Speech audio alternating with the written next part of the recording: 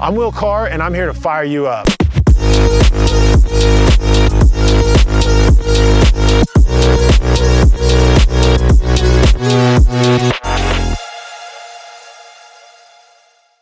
Thanks, Audrey, and thank all of you guys for being here. I am really excited. Like Audrey said, I played basketball at School of Mines.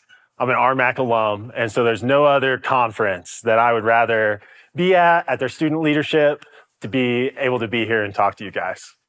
And so, yeah, I'll go for it. Hey, at any point in my speech, you can always clap, because that gives me like a couple seconds to think about what I'm going to say. So at any point, go for it. You guys are here at a leadership conference. And I had actually wrongfully assumed that most of you would be like juniors or seniors, but there's a few, I think maybe even freshmen in the room, but there's definitely sophomores where you guys have time still. You're in your sports, you're at your school, and you are in a great time of your life. I'm not going to tell you like you've heard people say your whole life, like, oh, these are like the best times of your life and stuff. I hope that would be the most garbage piece of thing that anyone could ever say to you. I hope that you have a lot of fun right now and that you enjoy your time in college. But my goal, and what I would hope for each and every single one of you, is that the next stages and the next steps and the next iterations of your life are even so much greater than your college experience. I loved my college experience. I had a great time. I made a lot of great friends. Playing sports and competing at the highest level possible is super fun. And it's something that you've been building and working towards your whole life. I can imagine of all of you, whatever respective sports that you play, you've probably been doing it since you were 5 years old. Is that right? Would that be wrong for anyone? Would anyone say that would be wrong? No, I don't see any hands. So your whole life, you're 21, 22 years old right now, and your whole life you've been working towards being where you're at. You are here at a Division II school in one of the absolute best conferences in Division II. Yeah. Did a clap for that. We got Lexi in the back with the cheers. But seriously, I mean, there's a couple conferences in Division II that I would say that really stand out above the rest, and the RMAC is absolutely one of them. So to be able to be a collegiate athlete in the RMAC is quite an honor, and you all should be patting yourself on the back for that, just to get started. But beyond that, here you are, here at a leadership conference, committee. All of you have been selected by your schools. You've been selected by your coaches. You've been selected by your teams, your athletic directors, your administrators, to be part of student leadership. That's not something that many kids get to do. Most kids don't get to play college sports. And then the most kids that are playing college sports, they're not here right now like you all are. They're not getting this opportunity to come together for 3 days with other young adults from other schools in your conference, to get to make friends outside your own school. At some point, you're going to leave here and you're going to go back. And like I saw you and Rowdy in the back, right now you're friends. Right now you're making friends. You're going to get back on the football field here in a few weeks and you're going to be enemies again, You're going to be, bashing helmets. But you get to be here and make friends and learn these things. Learn how to be leaders. Learn how to take these skills, these tools that are going to be presented to you over the next few days, and take that back to your schools. And then you're going to be expected, as you should be, because you're here getting to learn this when other kids aren't, you're going to be expected to take those leadership skills and apply them. Apply them on your team, whether you're a swimmer, soccer player, basketball player, football player, lacrosse, whatever. You're going to be expected to take that to your team and use those leadership skills on your team.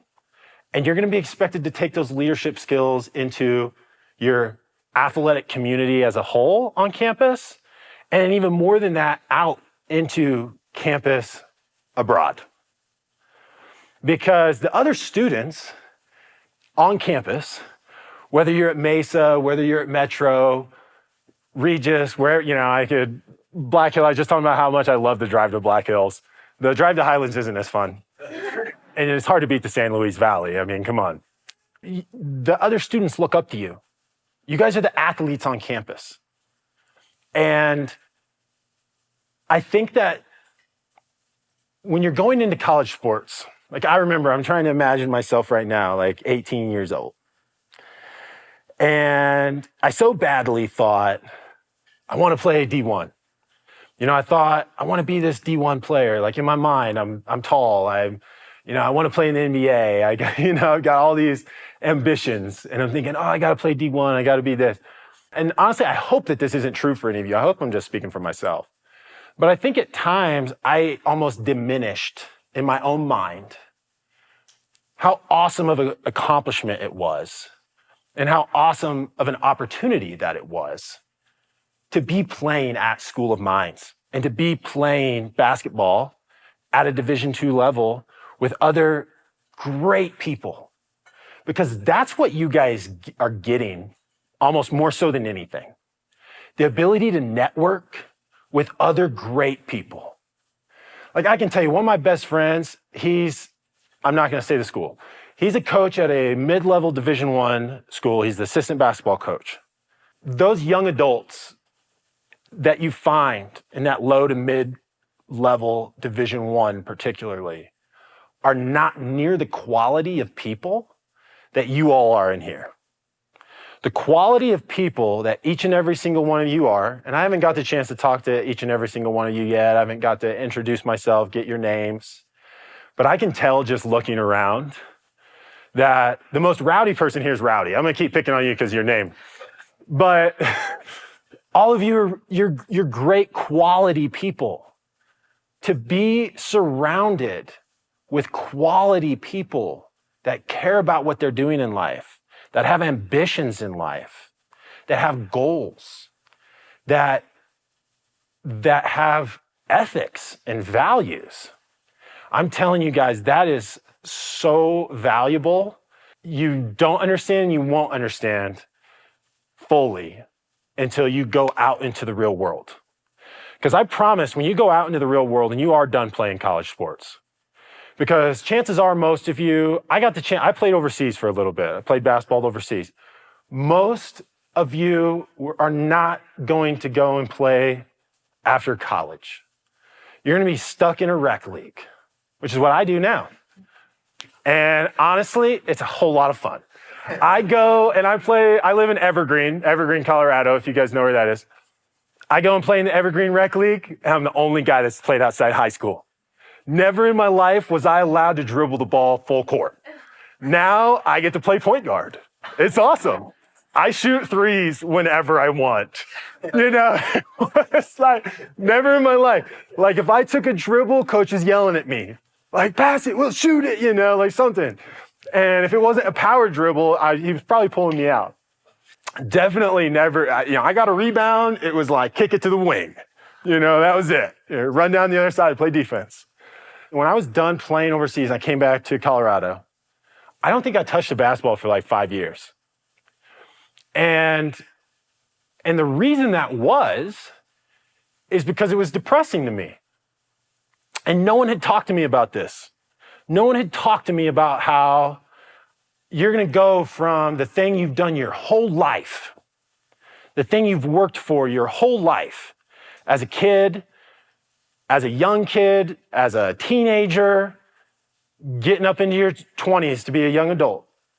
You'd worked your entire life dreaming at the age of 5, 6, 7, 8 years old about playing in college or playing in the league or like playing at whatever in your mind was like the highest level you wanted to play at. And here you are, and you're getting to do it. And that's amazing. But in 2 years, 1 year maybe for the seniors, 3 years if you're in here and you're a sophomore, you're done. And that's it. And then you're going to go back to either I don't play or I find some crappy rec league to play in. It's just the reality of it. And your entire identity that you've had your whole life as, I am a basketball player, I am a football player, I am a volleyball player, I am a competitive athlete, it's going to be completely shattered. It's going to be completely shattered. And if you can get ahead of that concept and ahead of that idea, that is what is going to allow you to make the next stages of life even way more awesome than the one you're in now. Because I'm telling you, it's cool playing college sports. I loved it. Like, of course I loved it. I'm sure every single one of you would be like, I have a lot of fun playing my sport at my respective school. It's super fun. But unless you figure out how to take that passion and that enthusiasm and that work ethic, that discipline that you've had the last 20 years of your life and apply it to something else, you're going to find yourself depressed. I'm just telling you, it is what it is. And I know that's true because I sat in it. I was there. I didn't even realize that's what it was. I would have friends be like, Will, you ever go play basketball anymore? No. Like, I just lift weights now. Or like, no. I mean, if pickleball had been bigger like 10 years ago, maybe that would have helped. Pickleball is pretty fun. I hear you guys are going to get to do that tomorrow too. So definitely enjoy that.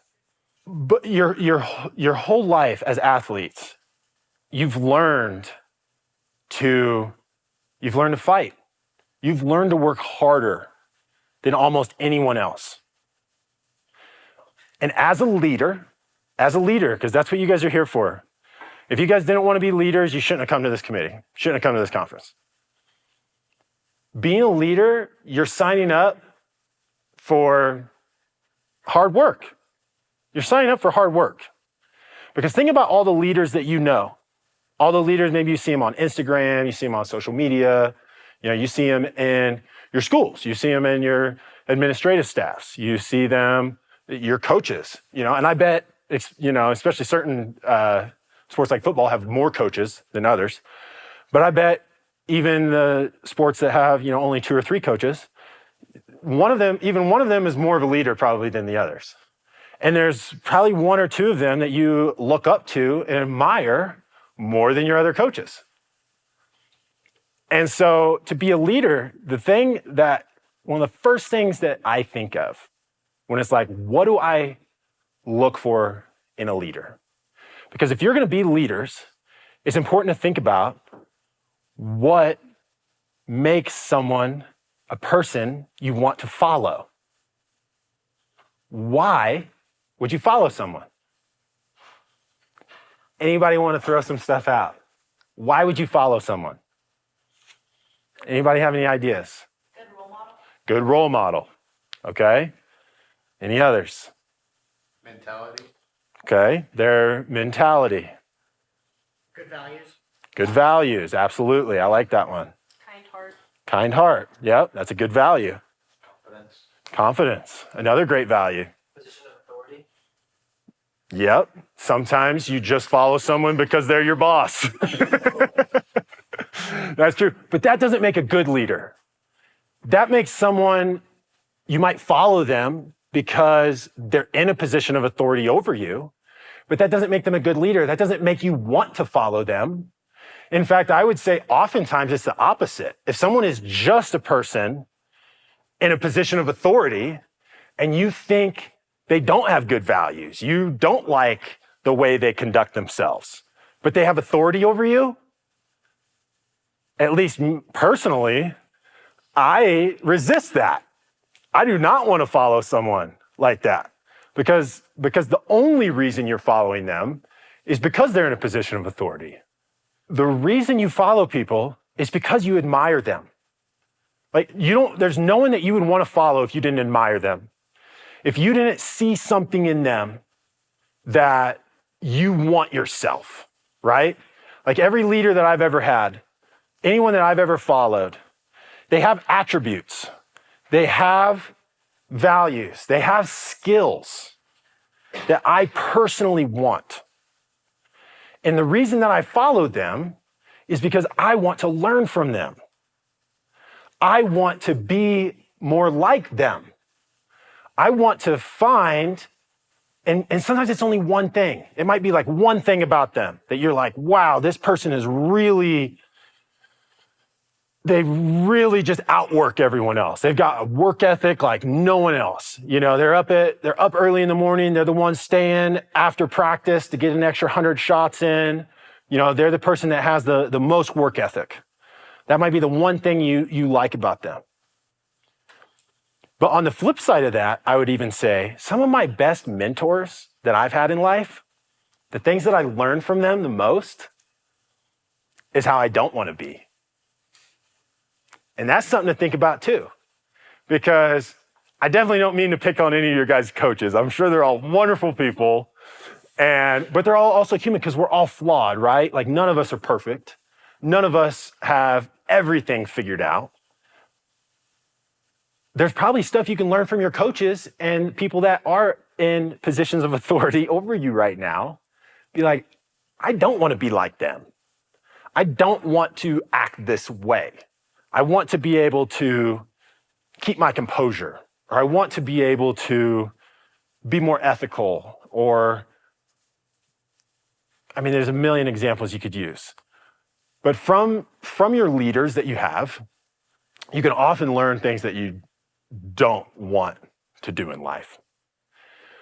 But for all of you here at this leadership committee, learning how to be good leaders, because that's what we want, right? We want to be good leaders. We don't want to just be a leader that people have to follow. We want to be a leader that people are excited and eager to follow. And the leaders that I know that I want to follow, they all have great energy. They all bring something to the table. They understand that leadership is this concept of an upside down pyramid. And when you're a leader, you're on the very bottom of that pyramid. And you are holding up everyone that is following you on your shoulders, and you're holding them all up above you. You work for them. That's the other thing leaders often get so twisted. When you're in a position of authority and you're a leader, that doesn't mean that you're somehow better or that you're somehow, people are entitled to listen to you. No. No one is entitled to listen to you. No one has to follow you. If anyone is going to follow you, you should understand that that is absolutely your privilege.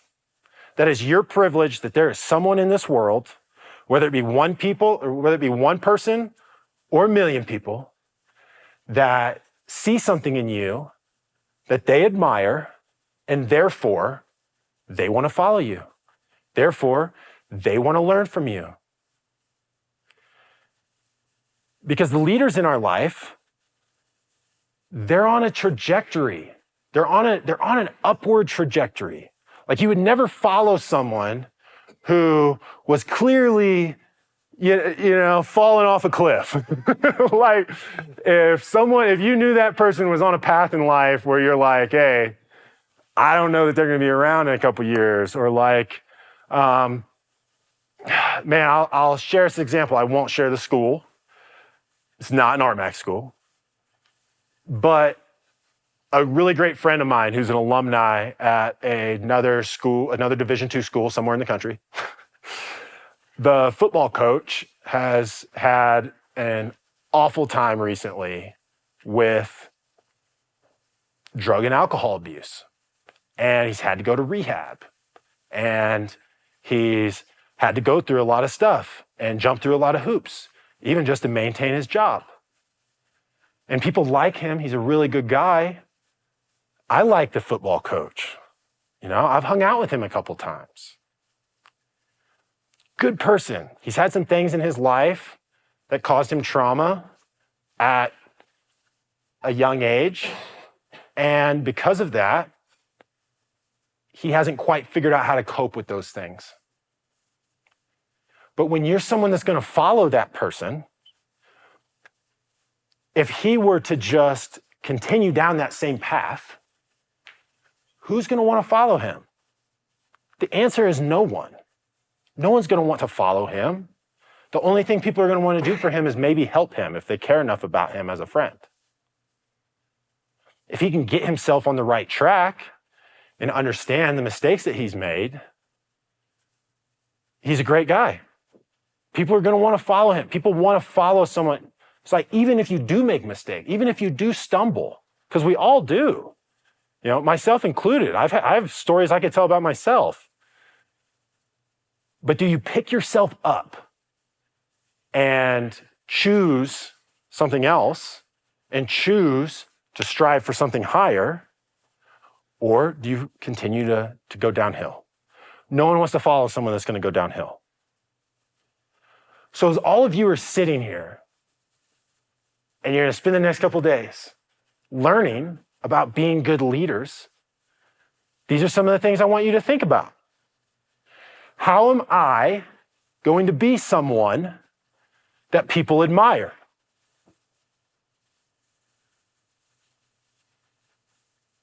Think about it. How are you going to be someone that people admire? Because right now, you're playing college sports. Right now, you're on your teams.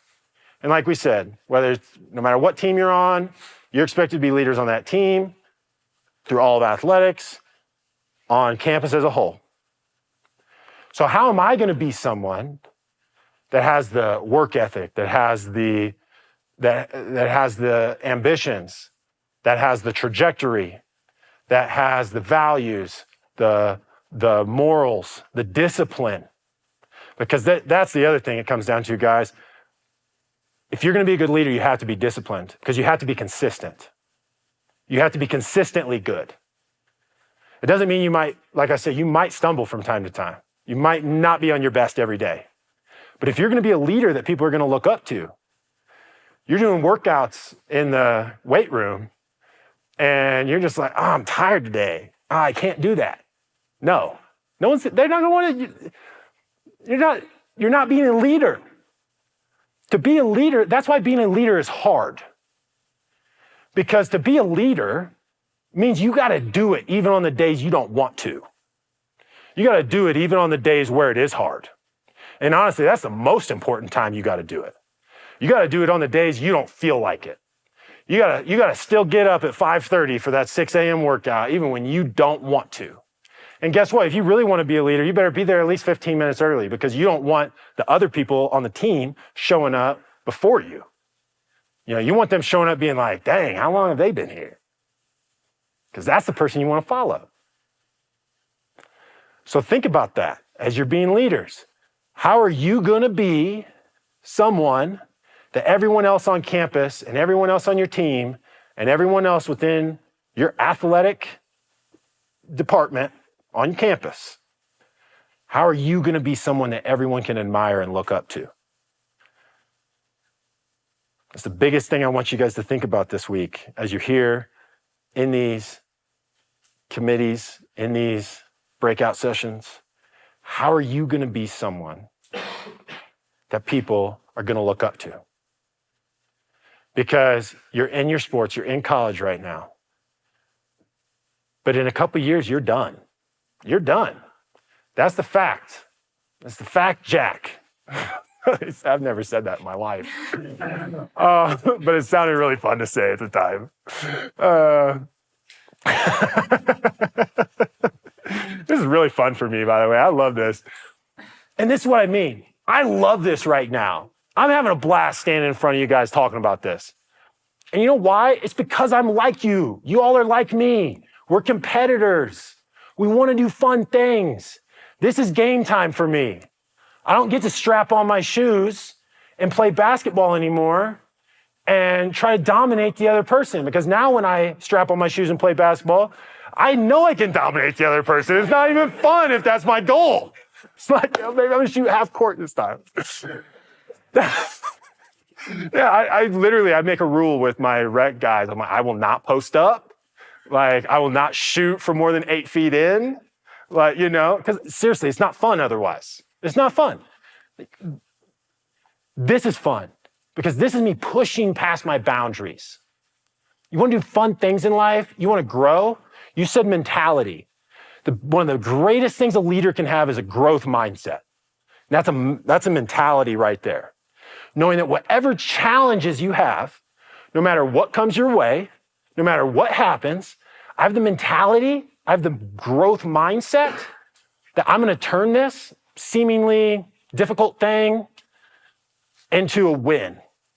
No matter what's thrown my way, I'm going to turn it into a win. For example, I got asked about one of my challenges in business. I'm going to tell this story. I've started a few brands. I was doing a brand called Willpower, because I thought it was cool as my name, Willpower. And it was a cool product. It was a protein powder. And I had my manufacturer, this is a two-part challenge. Yeah, this is a good story.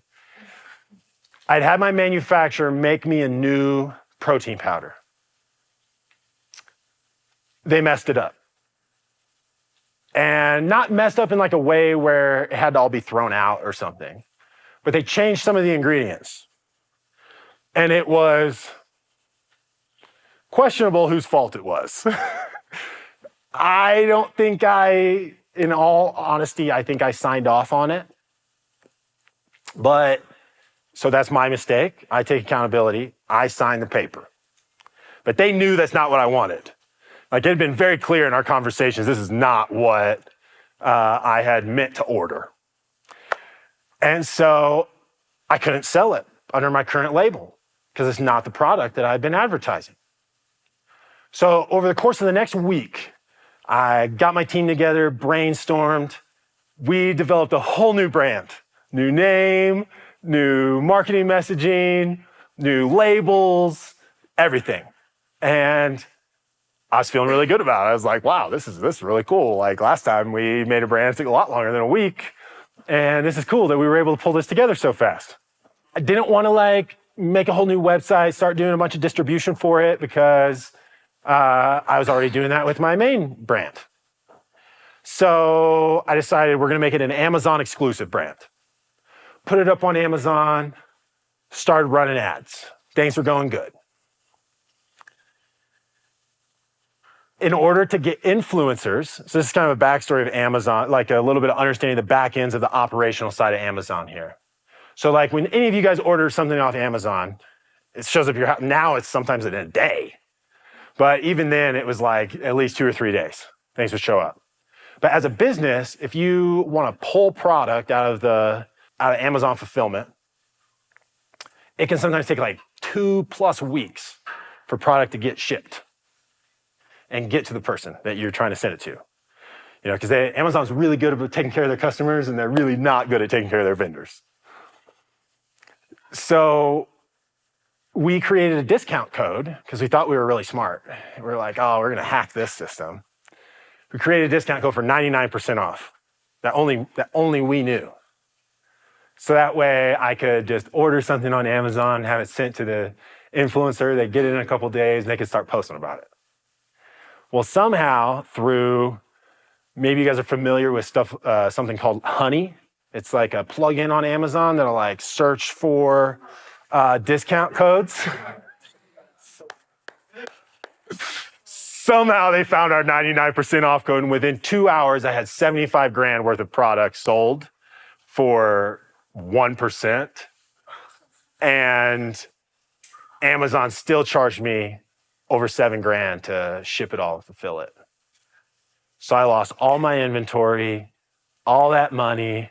Not only did I lose all the inventory that I just had at a fraction of what it cost me to make, but the cherry on top was really when they're like, you owe us $7,200 or whatever, and yeah, and there's like no one you can call. Amazon, like I said, Amazon doesn't care about you unless you're a customer. But challenges like that, like there's so many, like a lot of people in business would take a hit like that and they'd be like, I'm done, it's over. I lost this much money. And that was a lot of money to me at the time. It's still a lot of money. Like, it's still a ton of money. You know, you could buy a Tesla. But challenges, I got one laugh out of that. I like that. Who thought Tesla was funny? But challenges come your way. And as a leader, you don't just get to pout. You don't just get to say, that's unfair. Why did that happen? This really sucks. You do get to say this really sucks. You do get to say that, but in private. You say that in private. But as a leader, you have to take it on the chin. That's your only thing you can do. When challenges come your way, you have a growth mindset. You have that growth mentality. You figure out how to turn that loss into a win. And what you do is you learn and you move on and you become better. And then you're better for it. And the great thing about when you take that mindset, you take that mentality that literally no matter what happens, I'm going to go and win. This is going to make me better. This is going to make me level up. It gives you a confidence that you can't get any other way. You cannot get the confidence from easily winning as the confidence you can get from overcoming obstacles, from overcoming challenges. Because when you get it and it's easy, sure, it's fun, you know, we're like, yeah, that was awesome. Like, you know, I love wins. And it's great to celebrate wins, even when wins are easy. But you've all been in those games. When you win a basketball game by 30 points, it's kind of like, oh man, we smoked those guys. But also, there's something way more fun about winning that game when you hit a buzzer beater or your teammate hits a buzzer beater. And you're like, you had no idea if you were going to win until the very end. And you're like, we pulled through. You know, those are the ones, I don't ever see anyone winning a game by 30 and they're all like jumping on each other at center court. People are jumping on each other at center court when you hit a buzzer beater. And why is that? It's because the wins, when you win, overcoming obstacles and challenges, they're so much more meaningful. And they give you that energy. They give you that boost. They give you that confidence. And so, guys, it's such an amazing opportunity that you all have to be here, to meet each other, to get to meet people not just at your respective schools, but to get to network and understand, because this is what it's going to be like after school. Except it's going to be even harder to cultivate this good of a community. This bubble that you're in right now for the next 48, 72 hours is a really amazing bubble, and y'all need to take advantage of it. Because the people here and the people that you're meeting are people that you're still going to want to be friends with in 10 years. Because even when you're done playing sports, whether you go and get a great job and you're a project leader, you're a project manager doing, I don't even know, or whether you want to start your own business and be entrepreneurial, you know, maybe you want to go and coach the sport that you're playing in now. Regardless of what you're doing next, taking these concepts that you've learned and taking that passion and that enthusiasm and that purpose that you have right now as athletes and rotating it into your next thing, if you can maintain that type of discipline and that type of commitment and that type of spirit of enthusiasm and fun, I promise the next phases are going to be even way more fun than the one you're in right now. Because as cool as it is where you guys are, I wouldn't want to go back. I'm just straight up. Like, I think it's really cool. Like, I wish I would have done this. I played junior college before I went to Mines. I was part of student leadership at my junior college. I didn't get to do it in the RMAC. It was cool. This is a way better community than, you know, the JUCO of like what I had there. And that was a great community too. I don't mean to say anything negative about my junior college or that conference. But the next phase of your life are going to be so much even more fun. You're going to have so much more freedom.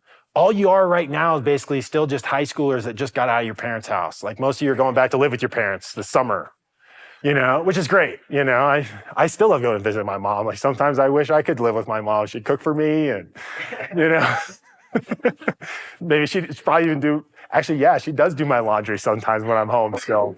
So, and I'm 34. So love you, Mom. But this next phase, when you really step out and you're on your own, the possibilities are endless. You can literally do whatever. And I'm sure most of you are going to go get really great jobs and work on great teams. And that's amazing. That's amazing. I'm a really bad employee. So like I had to start and do my own thing. But regardless of what you're doing, find a way to be passionate and find a way to serve. Because like I was saying, the best leaders carry their teams on their shoulders, right? They understand they're the bottom of that pyramid. How can I serve the people around me? How can I give to them? Because to be a good leader, you've got to give way more than you get. You've got to give way more than you get. I think about this from a business standpoint. No employee, no one that I hire, of course they're not going to care about my business as much as I do. It's not their business. It's not their business. I just went to this event, Business of Small College Athletics Conference. It was awesome. It was awesome. The vendors there, the way they had it set up this year was not as conducive to building business opportunities as it was the year before. Like the year before, they had us vendors like between where the food and the speakers were. So all the ADs had to walk through us. This year, we were on the outside of a room.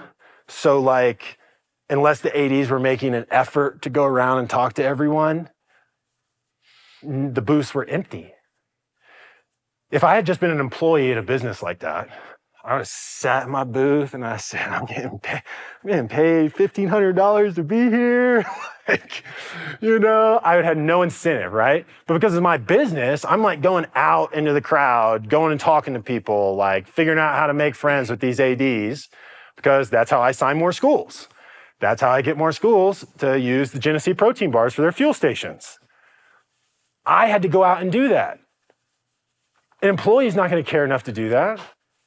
So why would I expect someone, it's not their business. Why would I expect someone to care or give as much to my business as I would?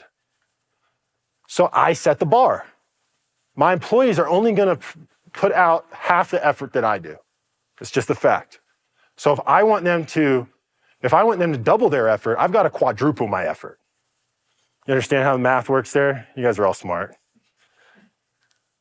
It's the same thing when you are on your college team, regardless of where you go. Your teammates, your employees, your coworkers, they are only going to follow you if you are outworking them, if you are showing up in a way that is greater than they are showing up, and if you set the tone. You have to set the tone. Being a leader is the hardest position. It is absolutely the hardest position because you don't get to take breaks. When you think you've spent everything in the gas tank, you've got to dig deeper and find more. And it's always there, I promise. Like, I'm sure you guys have done so many push-ups that you think you want to throw up and you're like, I can't do one more push-up. And then like 5 minutes later, or a few seconds later, you can at least do 5 more. There's always more in the tank. You're never done. And if you're going to be a leader, that's the type of work ethic, that's the type of discipline, that is the type of values that you have to show. So anyway, guys, I hope you all got something out of that. I hope you all really focus in on this conference and your breakout sessions and whatever they're going to teach you. I don't know what they're going to teach you, but I know they're going to teach you some really awesome and wonderful things. So over the next few days, guys, just really focus on that. Focus on how can I be someone that people are going to follow? How can I be someone that people are going to admire? How can I be disciplined to be consistent enough to show the people in my life that I'm someone that they want to follow? Only accept this role if you're willing to follow through with it. Because it's not easy. You're setting yourself up for a much harder life path to be a leader than to just be a follower and be complacent and like get something and be content the rest of your life. Because to be a leader, you're never content. You're never content. I'm never content. I don't, I think about it. Like every time I reach a goal, I'm like, what even are goals? Goals are stepping stones. Like if you really want to be a leader, that's what goals are. And if you're going to have good goals that you're going to attain, you need to be really specific with those goals too. The more vague the goal, the less likely it is to come true. Just as a small fire is only going to put out a little bit of heat, if your desire and your will and your work ethic are small, you're only going to put out a little bit of a circle. You're only going to put out a little bit of energy. Your desire has to be so big that it can be felt from everywhere. Otherwise, don't be a leader. Go be a follower. Go do something easy. Go find something that you can be complacent with. And honestly, guys, that's okay too. Don't judge anyone who just is happy and content where they are, because that's honestly somewhat beautiful in a way too. I don't quite understand it, but it's somewhat beautiful in a way for people that can just be completely happy just with exactly what they have in life and completely content. Like, good for them. Maybe they are the ones that really have it figured out. I don't think so. But if you're going to be a leader, you got to understand that it's a challenge, it's a journey, it's a path, and it's a journey that never ends. Like, I want to be 90 years old and still doing stuff, still creating stuff, still building things, still pushing myself past boundaries that I didn't know that I ever could. And I want to be somewhere, so an astronomical place by the time I'm 90, because every day, every month, every year of my life, I've treated goals like stepping stones. And it's like Tony Robbins says, everyone overestimates what they can do in a year, and everyone underestimates what they can do in 5. If you just have focused, consistent discipline and specific goals, you can accomplish anything. It just takes time. Unless you're Mark Zuckerberg, you're not building $1 billion company in a month. There are those stories, but they're very rare. So, all right, guys, that's it. I appreciate you guys so much. And yeah.